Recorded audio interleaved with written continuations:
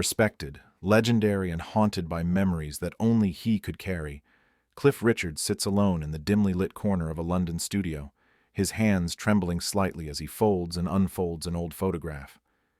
The image shows two young men, both brimming with promise, smiles wide but eyes carrying a glimmer of something neither fame nor fortune could erase. One was Cliff, the boy who would become Britain's shining star. The other was Elvis Presley, the king, whose name would echo in every household, whose shadow would loom over Cliff in ways he never admitted, until now. For decades, the world thought their paths crossed only casually, a fleeting Hollywood brush. But the truth, the bitter, heartbreaking truth, is far deeper, more intimate, and infinitely more tragic than anyone ever imagined. Cliff's voice, when it finally breaks the silence, is low, almost a whisper, brittle with years of unspoken pain. People always think Elvis and we were just acquaintances. But there was a bond, a connection forged in music, late-night confessions, and lonely hotel rooms that no one ever saw. He pauses, staring at the photograph, and his fingers twitch. He was vulnerable, more than the world knew. And I wish I had done more. I wish I had said the right words. But I was too young, too naive. And the industry, God, the industry, was ruthless. The camera moves slowly, lingering on the faint lines etched into Cliff's face, each a scar of friendship, loss, and regret. I remember the first time I saw him up close, he continues. It was backstage in Las Vegas. There was smoke, perfume, the hum of electricity in the air, and there he was, larger than life, but somehow fragile. He pulled me aside and said something that has haunted me ever since. Cliff, the world doesn't know me. They think they do, but they don't, and I don't even know myself sometimes. The words hang in. The weight of confession, raw and aching, hangs heavy in the room.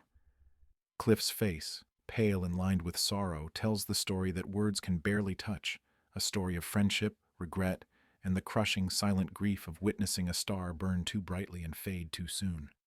And as he folds the photograph, his hands shaking, there is the unspoken truth. This is more than a tale of music and fame. It is a story of love, loss, and the heartbreaking human cost of living in the shadow of the king. Beloved by millions, yet shadowed by memories that never faded, Cliff Richard's mind drifts to the night that would haunt him forever. It was in Los Angeles, during one of those rare Hollywood evenings when the air seemed to vibrate with possibility, yet carried the tang of sorrow that fame alone could not mask. He remembers the way Elvis had smiled at him that night, a smile that was both radiant and broken, as if he carried the weight of the entire world behind his eyes. He was so full of life, Cliff whispers, but I could see the cracks, the exhaustion in his body, the fear in his laugh, and I didn't know how to help him. I didn't know anyone could help him. The scene unfolds like a slow, painful memory. The hotel suite was dimly lit, heavy with smoke and perfume, the distant sounds of traffic mingling with the low hum of a piano in the corner. Elvis had called Cliff there, insisting on showing him something personal, his latest compositions, scribbled in notebooks, the kind of raw, honest music that the world would never hear. He wanted me to understand him, Cliff says, his voice catching, to see past the show, past the glitz, and in those moments he wasn't the king, he was just Elvis, a man who needed someone to care. Cliff recalls the intimate secret confessions shared that night, words never meant for the public, thoughts about life, loneliness, and regret. The camera slowly pans around the room, the shadows long, the silence deafening. Cliff touches the photograph again, his fingers tracing the faces frozen in time, and a tear slides down his cheek. He was a legend, yes, he whispers, but he was also human, and I lost him in ways no one else could understand.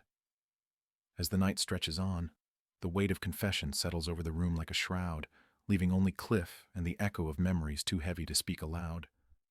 The room is quiet, but inside him, the storm of grief, love, and remorse rages on, unending, untamed, and unbearably real. Tragedy had a way of creeping into the brightest moments, and for Cliff Richard, his time with Elvis Presley was filled with shadows that no applause could erase. Cliff remembers one particular night in Memphis, a night that began with laughter and ended with a silence that felt like a chasm. The city outside pulsed with life, neon signs flickering against the humid air. But inside Elvis's private suite, the atmosphere was heavy, thick with despair disguised as charm.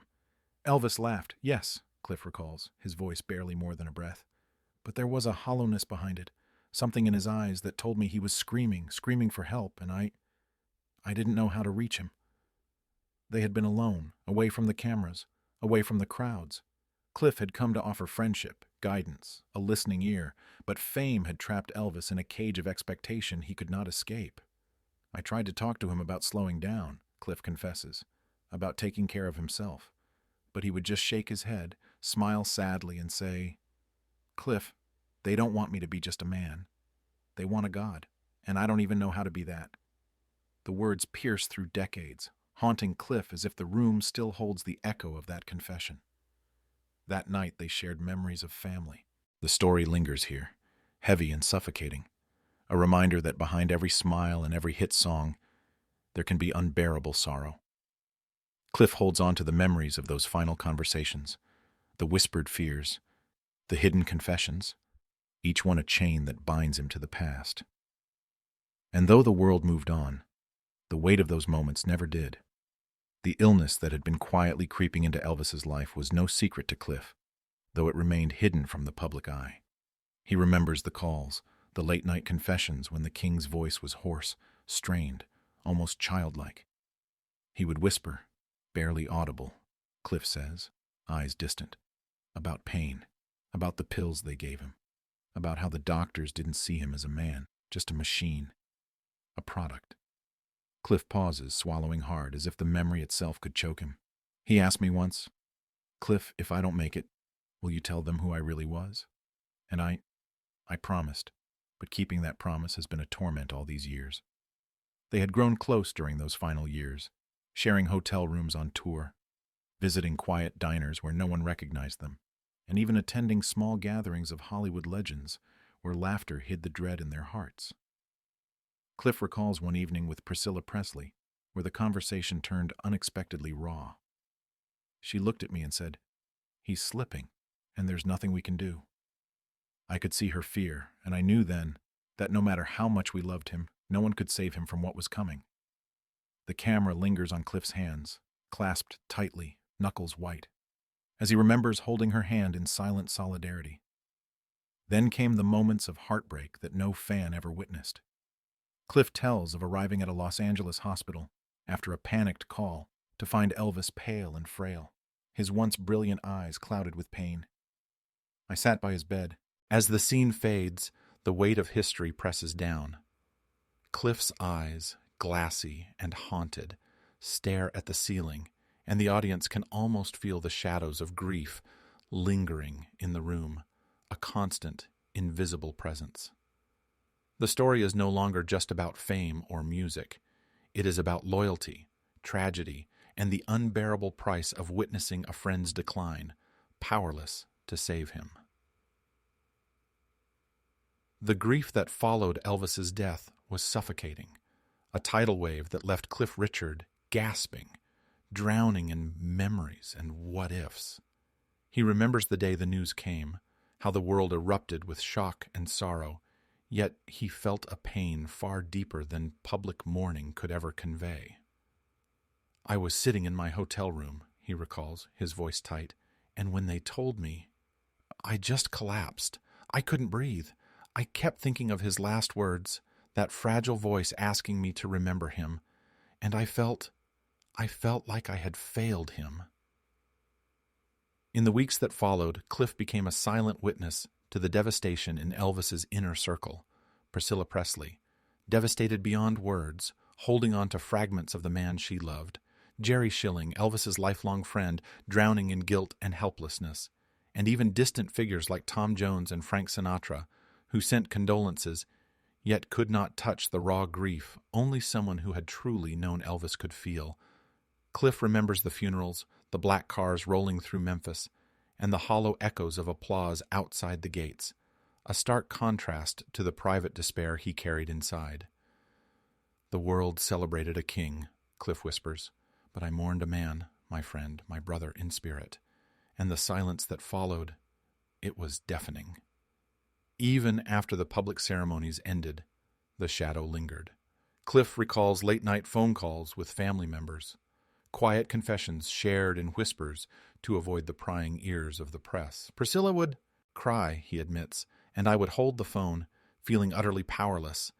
We couldn't bring him back. We couldn't undo the years of pain, of pressure, of isolation that had swallowed him whole. All we could do was remember, and that was never enough. Cliff also opens up about the hidden truths Hollywood never reported, the unseen battles, the nights spent alone, the private breakdowns that were hidden behind closed doors. There were nights he called me from the other side of the world, Cliff says, eyes clouded with unshed tears, and he'd be terrified, crying, afraid that no one would understand. He trusted me with his soul, and I tried. But how do you save someone from themselves? The narrative grows heavier as Cliff recounts the guilt that followed him for years. The awards, the sold-out concerts, the accolades, they felt hollow, meaningless without Elvis beside him. Every time I stepped on stage, every time I heard his music, I thought of him, he admits. And the regret, it never went away. I often wonder if I could have done more, said more, been more. There are even moments of near breakdowns in public, where the grief threatened to spill out in uncontrolled sobs, but Cliff maintained his composure, hiding the raw agony behind a polite smile, a practiced bow, a performance. I had to stay strong, he whispers, for the people, yes, but also for myself, because if I let it all out, I feared the grief would consume me entirely. And yet, amid the heartbreak, there is also a strange reverence, a sacred preservation of memory. Cliff speaks of the moments he treasures, the late-night conversations, the laughter that sometimes broke through the darkness, the fleeting instances when the king's soul shone through the exhaustion and pain. I hold those moments close, he says softly, because they were real, and they were ours. As the camera lingers on his face, lined with sorrow, the room heavy with unspoken anguish, it becomes clear this story is not just about Elvis, nor just about Cliff. It is about friendship, loyalty, and the unbearable cost of love in a world that demands performance above all else. The past lives in these shadows, unrelenting, unforgettable, and unhealed. And now, the final moments of Cliff's story emerge with a weight that seems almost unbearable. The years had passed, decades even, but the memories of Elvis Presley remained as vivid and raw as the day they were made. Cliff sits in his study, photographs lining the walls, awards resting on shelves, yet none of it matters, not compared to the fragile human presence of the friend he lost. Even now, he whispers, I hear his voice. I see his eyes. I feel the way he would lean just slightly forward when he was about to say something important, something real, and the ache never leaves me. He speaks of the final years of Elvis's life with painful clarity, revealing truths the world never knew. He was trapped, Cliff admits, trapped by the fame that should have celebrated him, trapped by the industry that demanded perfection, trapped by the love and attention that he craved but could never truly trust. And in that trap, he was alone. The camera holds on his hands, trembling slightly as he folds and unfolds a worn letter from Elvis, a letter never meant for public eyes. He wrote to me about hope, about fear, about wanting to leave behind something real, not just a legend. And I promised him I would keep it safe. The confessions grow heavier as Cliff recounts his final encounter with Elvis, a private meeting that few would ever imagine. It was in a small, dimly lit hotel room, far from cameras and crowds. Elvis was frail, his energy sapped, yet there was a moment of lucidity that Cliff will never fathom, or yet. He took my hand, Cliff says, voice breaking, and he looked me in the eyes and whispered, Cliff, promise me you'll tell them, someday, the truth. Not the story they want, but the real story. Promise me. And I did. I promised. But keeping that promise, it has been a lifelong burden. Cliff also reflects on the heartbreak of seeing the man he loved reduced in the public eye to headlines, rumors, and myths. They didn't see him as a human being, he says. They only saw the king. And I saw both, and I mourned the man that the world never knew. He recalls the pain of watching other celebrities, Johnny Cash, Roy Orbison, even distant Hollywood figures like Dean Martin and Sammy Davis Jr., all acknowledging the loss, yet none understanding the personal devastation that weighed on him. And then comes the quietest, most intimate revelation of all, the way Elvis's passing shaped Cliff's own life. The regret, the sorrow, the guilt, they became companions, inseparable from his fame and success. I often wonder, Cliff admits softly, tears glistening in his eyes, if I could have done more, been more, said more, would he still be here? But the truth is, I can't change it. All I can do is carry him with me. And that is both a blessing and a curse. The final moments linger on the photograph of the two young men, smiling in their prime, oblivious to the pain and tragedy that lay ahead. Cliff touches the image gently, his voice a fragile whisper. "He was a legend," he says, "but he was also my friend, and remembering him, remembering the real him, is the only way I can honor him. The rest is just noise." The camera slowly pulls back, leaving Cliff in the quiet room, surrounded by memories, shadows, and the weight of decades. The story ends not with closure, but with the enduring ache of love, loss, and unspoken truth, a reminder that behind every icon lies a human soul, fragile, tormented, and unforgettable. The conclusion unfolds like a slow, aching exhale, the kind that carries the weight of a lifetime of sorrow and love.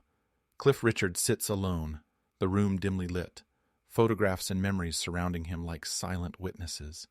His voice is almost a whisper, trembling yet resolute. Elvis Presley was more than the world knew, more than the songs, the fame, the king. He was a man who laughed, who cried, who feared, who loved, and I was privileged to know that man, to witness his soul in moments no one else ever saw. He pauses, a tear sliding down his cheek, catching the light like a shard of memory. I've carried his secrets, his fears, his hopes, and his pain for decades. Some nights it feels unbearable, like the weight will crush me entirely. But I keep going, because to forget him, to let the world only see the legend and not the man, that would be a greater tragedy than his passing ever was. Cliff reaches for the photograph one last time, his fingers lingering on the faces of two young men on the brink of destiny. We were both chasing dreams, trying to survive a world that demanded perfection while denying humanity. He reached heights no one could imagine, and yet, in his heart, he was just a boy who wanted to be loved, to be understood, to be seen for who he really was. That boy, that man, he will never leave me, and I will never let the world forget him either. The room grows silent, heavy with unspoken grief, as Cliff leans back, eyes closed, a soft, almost imperceptible smile crossing his face. "This is my truth," he whispers, "my confession. And maybe now, it's time for the world to see him the way I did. Not just a king, but a man, fragile, brilliant, and unforgettable." The camera slowly fades to black, leaving only the echo of a voice, a life, a friendship that transcends fame, time, and even death itself.